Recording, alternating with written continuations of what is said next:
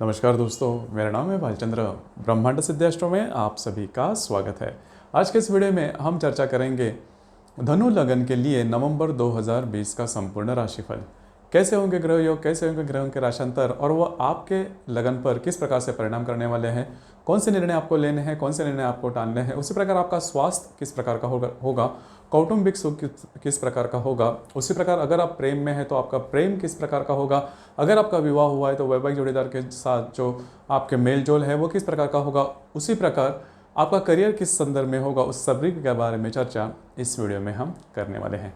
अपना जो चैनल है ब्रह्मांड सिद्धि एस्ट्रो, इस चैनल पर मेष लगन से लेकर मीन लगन तक जो सभी 12 लगन है, उस सभी 12 लगन के लिए नवंबर 2020 का राशिफल क्या होगा उसके संदर्भ में वीडियो अपलोड हो रहे हैं। आप उसका आनंद जरूर लीजिए। तो आज के इस वीडियो में हम चर्चा करेंगे धनु लगन के बारे में। सबसे पहले इस महीने में जो दीपावली का पर्व आने वाला है उसके लिए अपना ये जो परिवार है ब्रह्मांड सिद्धि एस्ट्रो, उस परिवार से आप सभी को ढेरों ढेरों शुभकामनाएं। तो सबसे पहले ये जानेंगे कि धनु लगन होता क्या है। कि जैसे कि आप यहाँ पर देख रहे हो कि यहाँ पर एक कुंडली लिखी गई है। तो कुंडली के ये जो खाने होते हैं इसे घर कहा जाता है, स्थान कहा जाता है, या फिर संस्कृत में इसे भाव भी कहा जाता है।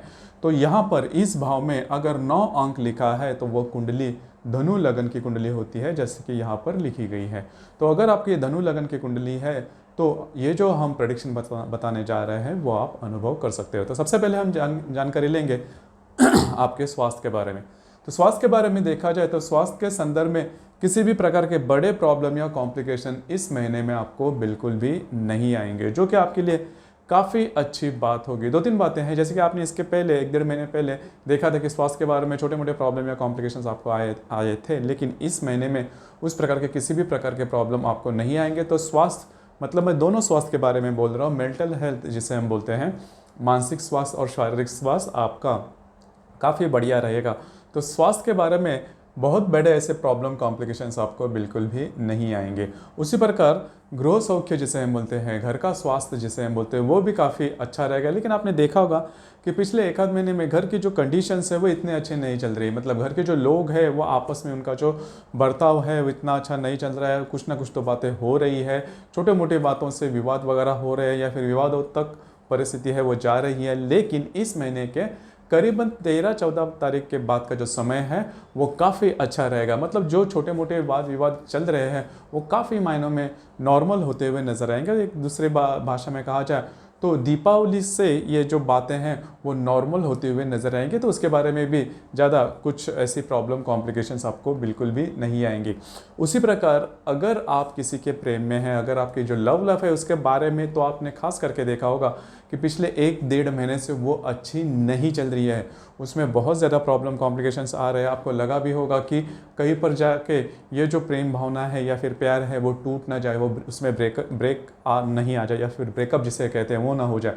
तो वो जो बातें हैं चिंता नहीं करना, वो भी बातें 17-18 तारीख के बाद पूरी तरह से नॉर्मल हो जाएगी। तो उसके ऊपर थोड़ा सा आप ध्यान दीजिए या फिर ये जो बातें हैं नॉर्मल हो जाएगी। अब हम चर्चा करेंगे आपका जो आर्थिक स्तर है वो किस प्रकार का होगा। आर्थिक स्तर के बारे में अगर देखा जाए तो कई महीने में आपका जो आर्थिक स्तर है वो सामान्य होगा। मतलब उसमें कोई बड़े बदलाव वगैरह नहीं आएंगे।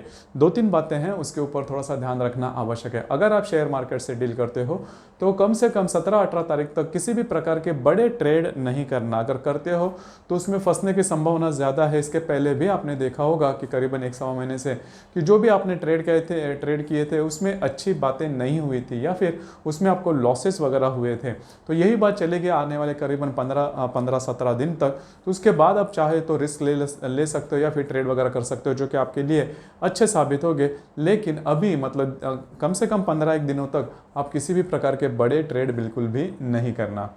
अब हम चर्चा करेंगे कि आपके जो वैवाहिक जोड़ीदार हैं उनके साथ आपका मेलजोल किस प्रकार का होगा। तो उसके संदर्भ में भी अगर कहा जाए तो पिछले करीबन 1 महीने से आप में और आपके जो वैवाहिक जोड़ीदार हैं उनमें अच्छी तरह से नहीं बन रहे। छोटे मोटे बातों को लेकर प्रॉब्लम आ रहे थे, मन मुटाव हो रहा था या फिर विवादों तक बातें जा रही थी, मिसअंडरस्टैंडिंग जिसे हम बोलते हैं वो भी हो रही थी। लेकिन इस महीने के 4-5 तारीख के बाद का जो समय है वो काफ़ी हद तक अच्छा रहेगा, नॉर्मल रहेगा। जो भी मतलब बातें विवादों में तब्दील हुई थी वो नॉर्मल होने के कगार पर है। तो आपकी जो म्यूचुअल रिलेशनशिप है उसमें वो काफ़ी अच्छी तरीके से देखी जाएगी। सिर्फ 4-5 तारीख तक आपको रुकना है। 4-5 तारीख के बाद ये जो बातें हैं वो काफ़ी तौर पर नॉर्मल होते हुए नजर आएगी। उसी प्रकार अगर आपने किसी बड़ी योजना पर अगर काम कर रहे हो, खास करके वो करियर के संदर्भ में है, तो उसके ऊपर थोड़ा सा ध्यान रखना आवश्यक है, क्योंकि 17-18 तारीख के बाद का जो समय है वो आपके लिए, अगर कोई बड़ी योजना पर काम करते हो तो इतना अच्छा नहीं है। मतलब नेगेटिव सोच वगैरह हो सकती है, जो आप काम कर रहे हो उसमें ऐसी दिक्कत वगैरह आ सकती है जो कि उस वक्त तक सुलझे नहीं जाए। हालांकि वो जो मतलब दिन रहेंगे या फिर कालावधि होगा वो करीबन एक आध महीने तक का होगा, उसके बाद फिर से वो बात नॉर्मल हो जाएगी। लेकिन खुद पर थोड़ा सा नियंत्रण रखना ज़्यादा आवश्यक है, क्योंकि आपका जो लगन है या फिर आपकी जो कुंडली है उनमें जो एनर्जी लेवल होती है वो बहुत ज़्यादा होती है, लेकिन खुद पर कंट्रोल नहीं रखा जाता। तो वही बात है, अगर आप खुद पर कंट्रोल रखकर जो भी आपके मन में जो भी बड़ी योजना है उसके ऊपर अगर काम करते हो तो बात बन सकती है। लेकिन 17-18 तारीख के बाद थोड़ा बहुत नेगेटिव सोच उसके संदर्भ में आ सकती है, तो खुद पर थोड़ा सा नियंत्रण रखें। इसके बाद हम चर्चा करेंगे कि आपके करियर के संदर्भ में, करियर के बारे में भी आपने देखा होगा कि जो बातें जैसा आप चाहते हो उस प्रकार से नहीं हो रही थी, छोटे मोटे उसमें दिक्कतें आ रही थी और स्ट्रेस लेवल काफ़ी बढ़ रहा था। मानसिक तौर पर आप बहुत ज़्यादा दुखी हो रहे थे, या फिर स्ट्रेस या फिर रिस्पॉन्सिबिलिटी आपको काफ़ी दी जाती है। कहीं कहीं पर जाकर आपने ये भी सोचा होगा कि आप जॉब क्विट कर ले या फिर आपके जो भी बिजनेस है उससे थोड़ा सा बाहर निकले, लेकिन ऐसे बिल्कुल भी नहीं करना। 6-7 तारीख के बाद यह जो बातें हैं वह भी काफ़ी मायनों में नॉर्मल होती हुई नजर आएंगी। तो आपका जो मतलब करियर के मामले में जो भी बातें हैं वो भी कई मामले में नॉर्मल होते जाएंगे, जो कि आपके लिए काफ़ी अच्छी बात रहेगी। तो इसके ऊपर थोड़ा सा ध्यान रखना ज़्यादा आवश्यक है। अगर ऐसी कोई बात निकलती है तो जल्दी जल्दी में उसके ऊपर डिसीजन बिल्कुल भी नहीं लेना। उसी प्रकार अगर जैसे मैंने कहा कि आर्थिक संदर्भ में भी अगर देखा जाए तो करीबन 17-18 तारीख के बाद का जो समय है वो आपके लिए काफ़ी अच्छा और महत्वपूर्ण साबित होगा। तो यही बात है, और 2-3 बातें उसके ऊपर थोड़ा सा ध्यान रखिए। इस महीने में होगा क्या कि आपके स्वास्थ्य के बारे में जो भी प्रॉब्लम्स थे कई महीने में नॉर्मल हो जाएंगे, और सबसे इंपॉर्टेंट बात, आपके जो लव लाइफ में जो भी खटास आई थी, जो भी प्रॉब्लम कॉम्प्लिकेशंस हुए थे वो काफ़ी मायनों में नॉर्मल होते हुए नजर आएंगे। 2-3 बातें उसके ऊपर थोड़ा सा ध्यान दीजिए। करीबन 8 और 10 तारीख का जो कालावधि है, मतलब 8, 9, 10, उसमें सेहत के ऊपर थोड़ा सा ध्यान रखना आवश्यक है। उसी प्रकार इसी महीने के 26, 27, 28 तारीख में भी सेहत के बारे में छोटे मोटे एक्सीडेंट होना, या फिर एक्सीडेंट मतलब बहुत बड़ा नहीं लेकिन कटना छिलना या फिर ऐसी कोई बात हो सकती है, तो खुद पर थोड़ा सा नियंत्रण रखना ज़्यादा आवश्यक है। उसी प्रकार 16, 17, 18 तारीख के दरमियान आपके जो वैवाहिक जोड़ीदार है उनमें और आप में छोटी मोटी बातों को लेकर तकरार वगैरह हो सकती है, तो खुद पर नियंत्रण रखना ज़्यादा आवश्यक होगा। उसी प्रकार इस महीने के जो अशुभ दिन है वो मैं आपको गिनवाता हूँ, वो आपके लिए काफ़ी ज़्यादा महत्वपूर्ण है। इस महीने के 16 और 17 तारीख के बीच 2 बातें हैं, उसके ऊपर थोड़ा सा ध्यान रखिए। एक तो आपके जो शारीरिक स्वास्थ्य है उसके संदर्भ में, दूसरी ज़्यादा महत्वपूर्ण बात, इन दिनों में थोड़े से फंस जाने के चांसेस बनते हैं। मतलब ऐसी कोई बात हो सकती है जिसकी वजह से आप फंस सकते हो या फिर प्रॉब्लम में आ सकते हो, उसके ऊपर थोड़ा सा ध्यान रखिए। उसी प्रकार 20 और 21 तारीख के जो कालावधि उसमें थोड़ा सा आपको मेंटल स्ट्रेस आ सकता है, मानसिक तनाव में आप जा सकते हैं, तो ध्यान रखिए। वैसे देखा जाए तो मोटे तौर पर आपने अभी सुना भी होगा कि ऐसी कोई बड़ी दिक्कत इस महीने में आपको नहीं है, लेकिन कभी कभी स्ट्रेस आप ले भी लेते हो। जैसे मैंने कहा ना कि आपकी जो राशि है उसमें एनर्जी लेवल काफ़ी ज़्यादा होती है, तो कई बार ऐसे होता है कि आप जैसा चाहते हो उस प्रकार से बात नहीं हुई तो आप जल्दी से स्ट्रेस ले लेते हो, नाराज़ हो जाते हैं, तो वो बात बिल्कुल नहीं करना। उसके बाद जिन लोगों का जन्म जनवरी और जुलाई के 18, 19 और 20 तारीख को है, उनके लिए ये जो संपूर्ण महीना है वो बहुत ज़्यादा अशुभ फलदायी हो सकता है। अप्रैल और अक्टूबर के भी 18, 19, 20 तारीख का जिनका जन्म है उनके लिए भी ये जो संपूर्ण महीना है अशुभ फलदायी हो सकता है। किसी भी प्रकार के बड़े निर्णय नहीं लेना, बड़े रिस्क नहीं लेना, बड़ी इन्वेस्टमेंट नहीं करना। अब ये जो बात है वो आपके रिलेशनशिप के मामले में भी हो सकती है, फाइनेंशियल स्टेटस में, फाइनेंशियली जो मैंने अभी कहा उसके बारे में भी हो सकते हैं। इन शॉर्ट किसी भी प्रकार के ऐसे बड़े निर्णय नहीं लेना जिसकी वजह से आपकी जो लाइफ है वो टर्न हो सकती है, तो वो नेगेटिव होने के चांसेस काफ़ी ज़्यादा बनते हैं। उसी प्रकार अगर आपका जन्म जून और दिसंबर के 10, 11 तारीख को है तो उनके लिए भी ये जो संपूर्ण महीना अशुभ फलदायी हो सकता है। उनके लिए फंस जाना, चीटिंग होना या फिर फंसाए जाना, इस प्रकार के अनुभव आ सकते हैं, तो थोड़ा सा चौकन्ना रहना ज़्यादा आवश्यक है।